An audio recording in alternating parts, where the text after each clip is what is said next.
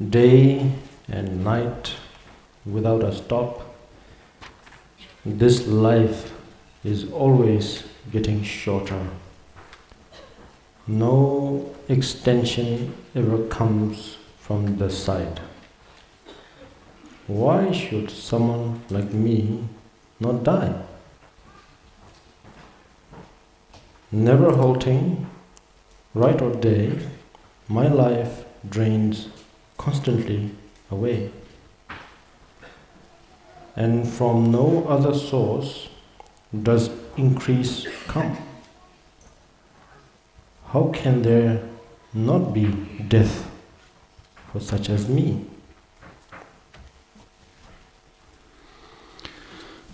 Stance 39.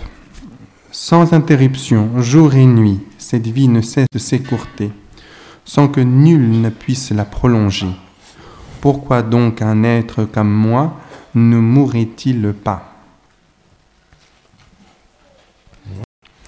So, it says day and night without a stop. It's true that this, what is known as the great Mara, or the great gap. No, this is not the gap. Yes, the gap. The great gap. And the great, what is it? Grim Reaper, isn't it? Yes. 1 point. Grim Reaper.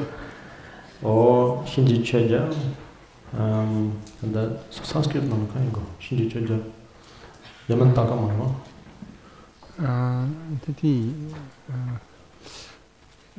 Mara Shivnani. Yeah. So anyway, from many different cultures, many different religions, the notion is always there that somehow the death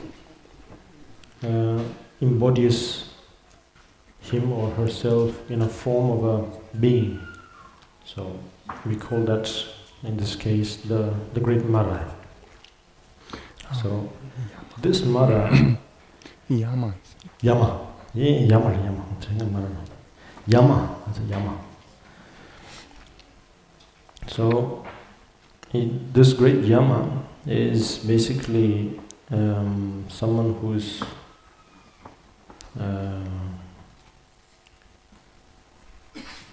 in some ways we can admire him, because I don't know if he's a he or a she, but nevertheless this Yama is someone whom we can really respect in some ways, because he sticks to his schedule,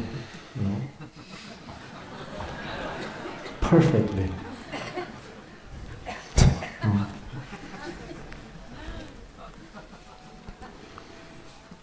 Donc,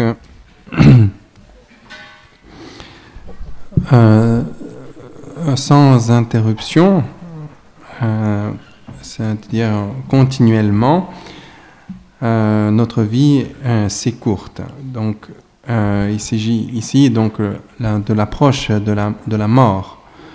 On peut appeler donc en sanskrit Yama, le grand, donc la mort en d'autres termes. Il est difficile de dire si c'est lui, il ou elle, mais si c'est une personne, on pourrait dire que on pourrait lui vouer une certaine admiration, un certain respect, car il est très ponctuel. Il ne manque jamais à aucun rendez-vous.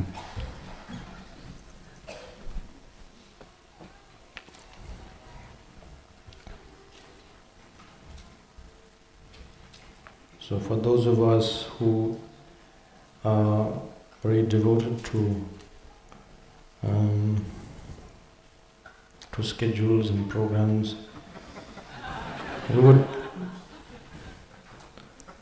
we should prostrate 3 times to the Yama every day.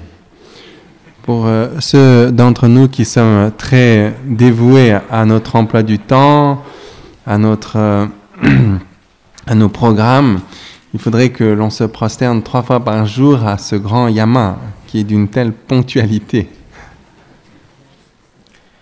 So, this great yama does not wait if it's day, does not wait if it is night, does not wait if it is afternoon or evening or midnight, doesn't care, will not stop. Ce yama n'attend jamais qu'il fasse jour, nuit, après-midi, quelles que soient les circonstances, qu'il fasse beau ou mauvais. Il vient avec certitude, il ne manque jamais. So, this life is always getting shorter, as it says. Because it's conditioned, it's always getting shorter. Moment by moment, second by second, or millisecond, then to second, then to hours, into days, into weeks, into months and years. That is always getting shorter. Notre vie se raccourcit toujours. Chaque instant, il devient de plus en plus courte. Chaque seconde, chaque milliseconde, il se raccourcit.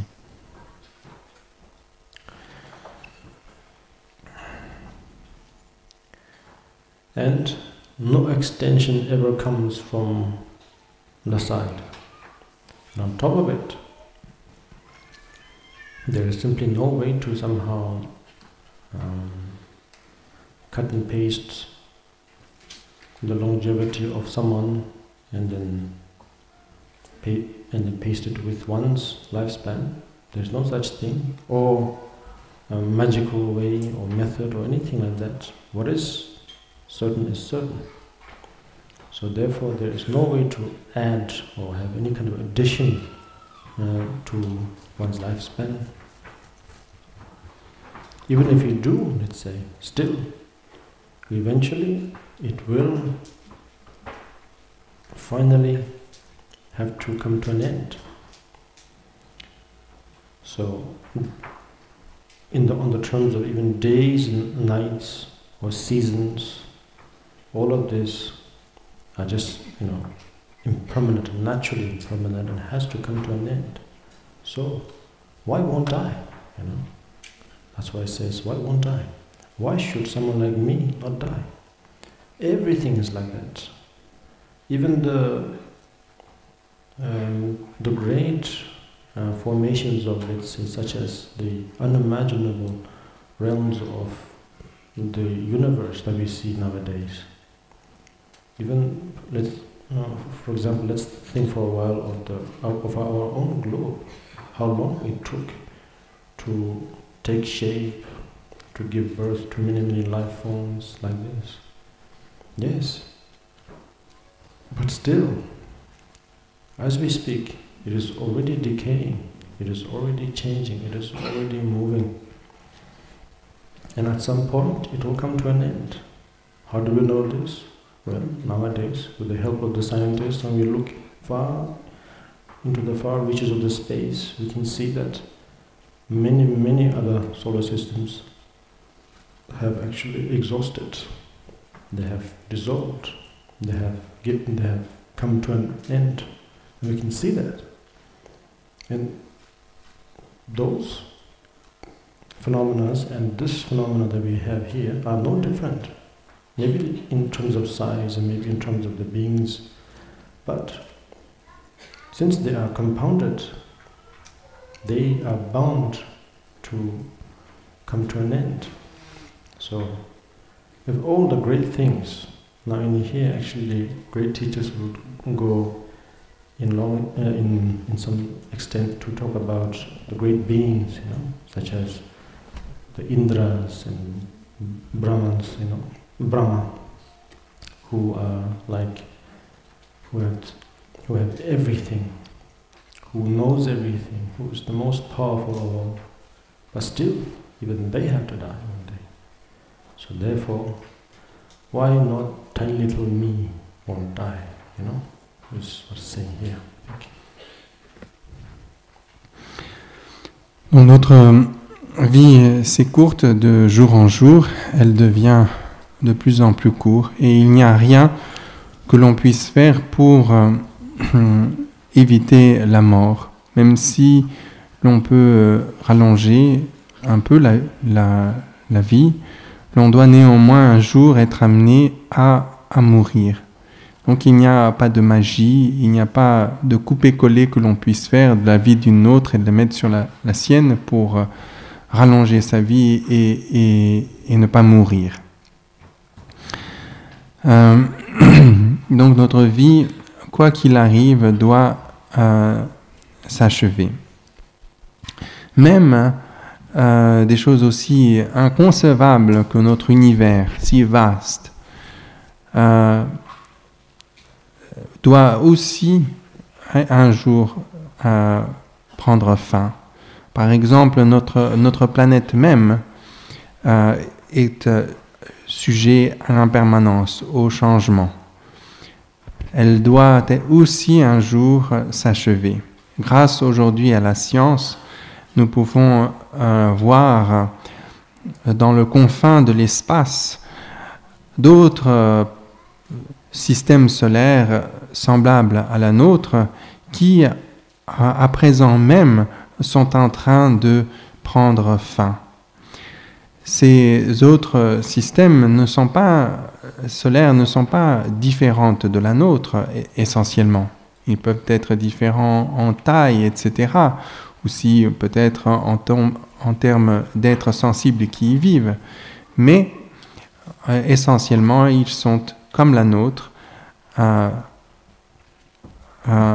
phénomène semblable, c'est-à-dire un phénomène composé, agrégé, et en tant que tel, tout ce qui est agrégé doit être amené nécessairement et inévitablement à se désagréger. C'est là la nature des choses.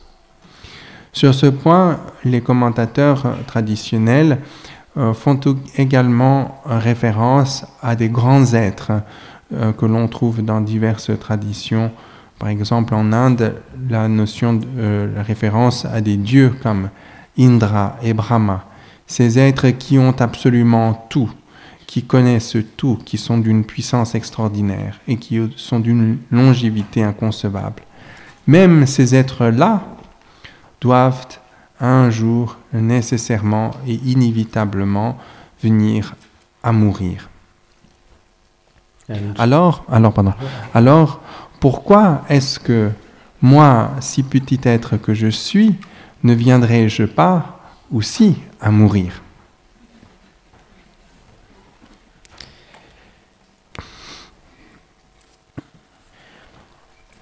So, in this context, even our own guide, our own absolute guide, the great Bodhisattva Muni, he himself also intentionally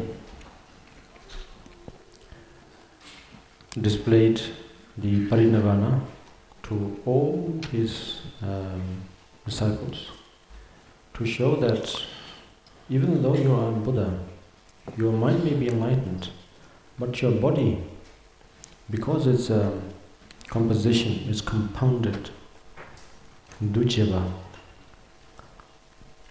means compounded, I think. Due to that it has to give away at some point.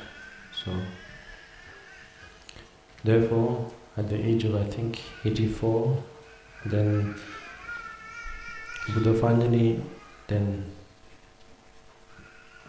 exhausted his what is known as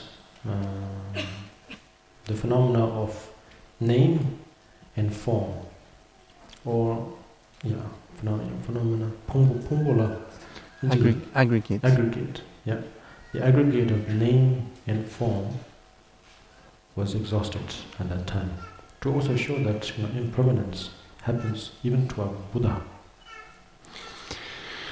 Même un être aussi extraordinaire que le Bouddha, également étant a choisi délibérément et intentionnellement de mettre fin à, d'être amené à mourir. Il était libre de la mort, mais étant son corps de manifestation étant agrégé, il a choisi d'épuiser l'agrégation qu'on appelle le nom et forme, et ainsi tout ce qui est, comme nous avons vu, tout ce qui est agrégé par nature est amené à se désagréger. C'est là la nature des choses, donc tous les phénomènes en ce sens composés sont impermanents.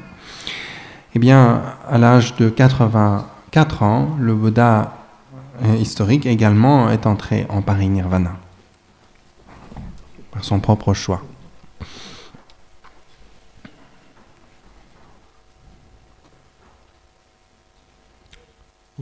So then, maybe we pause here today. I mean, for this morning session, and then again we will continue from the verse 40, yes. Donc nous allons nous arrêter ce matin ici et nous reprendrons cet après-midi à partir de la stance 40.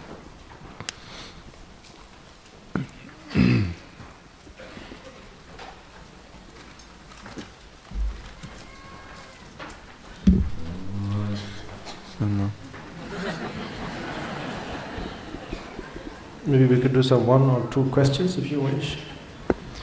Si vous souhaitez, nous pouvons faire 1 ou 2 questions.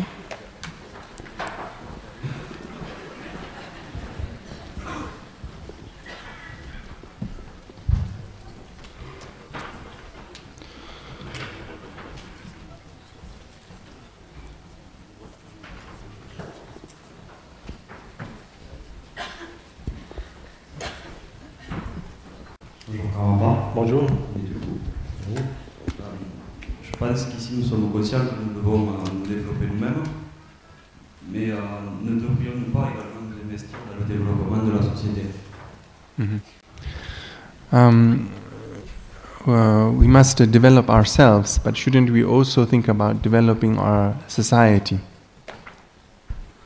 While we are developing ourselves, shouldn't we also develop our society? Yeah. That's the question, yes? Yes. Okay. Developing ourselves, okay. Ourselves, we are a part of the society, and so if we develop, then naturally, I think, or simultaneously, the society develops, I think. Nous sommes partie intégrante de la société. Si nous nous développons nous-mêmes, nous développons également naturellement la société. So therefore, I would say that whatever we learn, whatever we are able to experience, gain experience, learn, all of this, finally it will always go back to the society. Tout ce que nous pouvons apprendre, tout ce que nous pouvons faire de développement personnel aura une conséquence nécessairement sur la société qui nous entoure. Et tout ce que nous aurons acquis ainsi reviendra à la société. Yes, I think the society is like, maybe in this case, like an ocean. Yeah? The ocean produces a lot of sort of clouds and steams and mists and all that. And what they do, those clouds and mists, what they do is they collect all kinds of, what you call minerals. There are many terms that I don't know, but they pick up all kinds of qualities. And finally, again, with the rain, it comes back, goes back into the society, goes back into the ocean. And the ocean is rich with all kinds of minerals. Something like that, I think. On pourrait prendre par exemple une image, par exemple l'océan. Si la société était l'océan produit toutes sortes de vapeurs qui contiennent des minéraux, toutes sortes de qualités.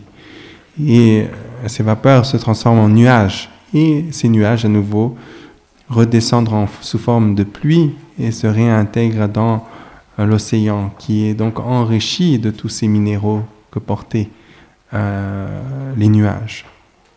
I'm not talking about my mudra, okay? Je ne suis pas en train de parler de Mahamudra.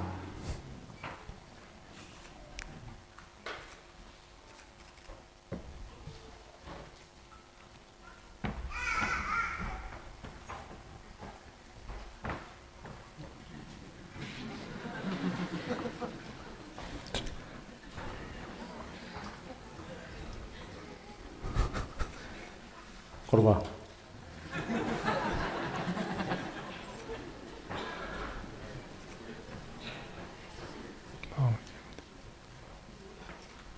Wow. Sa sainteté, bonjour. Bonjour.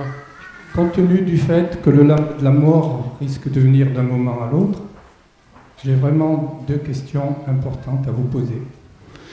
Your Holiness, hello. Since the moment of death is so imminent, I have 2 questions to ask you, 2 important questions to ask you. Une question d'en bas et une question d'en haut. Je m'explique. La question d'en bas, c'est que parfois dans les situations, lorsque les amis me posent des questions, j'ai tendance à prendre le Saint Dharma comme le manuel du parfait bricoleur. One question from below, one question from above. I explain from below, when my friends ask me questions, I generally take the Holy Dharma to be like the manual of the perfect, worker. A working manual, how to do things, kind of manual. Like the perfect manual, that's how he considers the Dharma. Okay. Donc ça c'est ma première question. Je souhaiterais, Sa Sainteté, que vous m'aidiez à être un peu plus dans la bienveillance plutôt que dans les tendances égotiques. I'd like you to help me to be in a more altruistic and positive attitude than in a neurotic and afflictive attitude. Et ma question d'en haut, c'est que vous, en tant qu'être éveillé, vous avez une relation à l'esprit que nous n'avons pas idée. Est-ce que vous voulez bien nous faire partager un peu votre propre relation à l'esprit?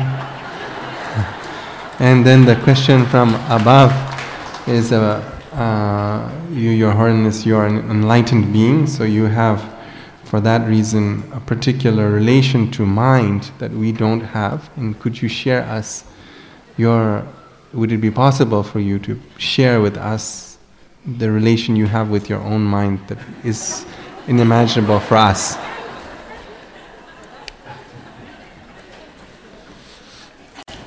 So the 2 questions, yeah?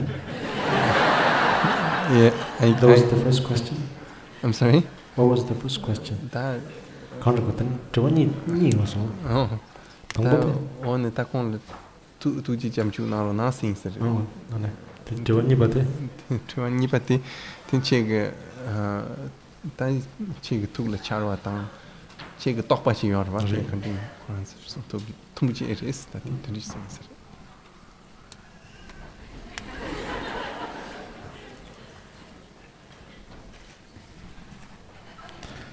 Well, bonjour, monsieur.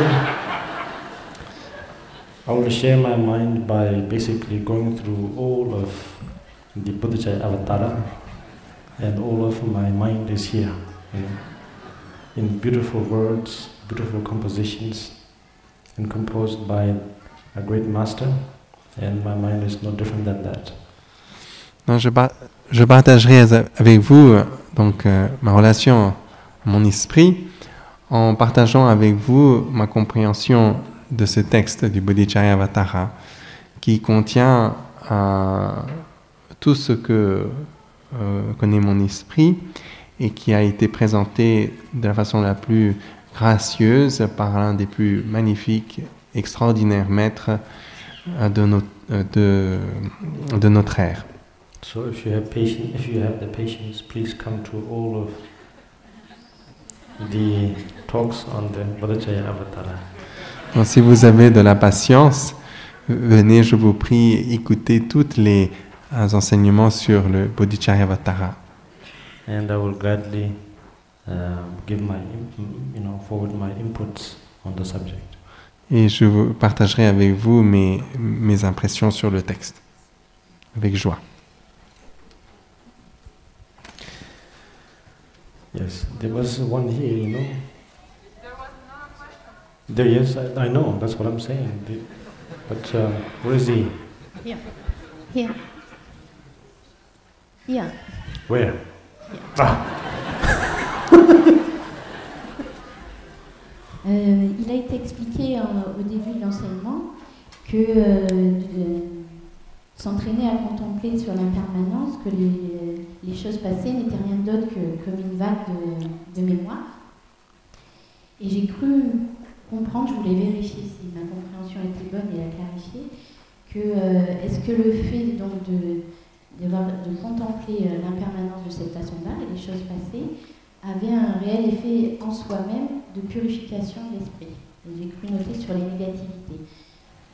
Et si c'est le cas, est-ce que l'effet de purification comporte sur le fait de la saisie la saisie réaliste des phénomènes, et est-ce que ça a un réel effet aussi sur les négativités que l'on a pu accomplir? Si ce n'est pas le cas, est-ce que... Okay. Merci. I thought to understand during your explanation that impermanence, the very fact of contemplating impermanence in itself had an effect of purifying our negative actions. Is that so?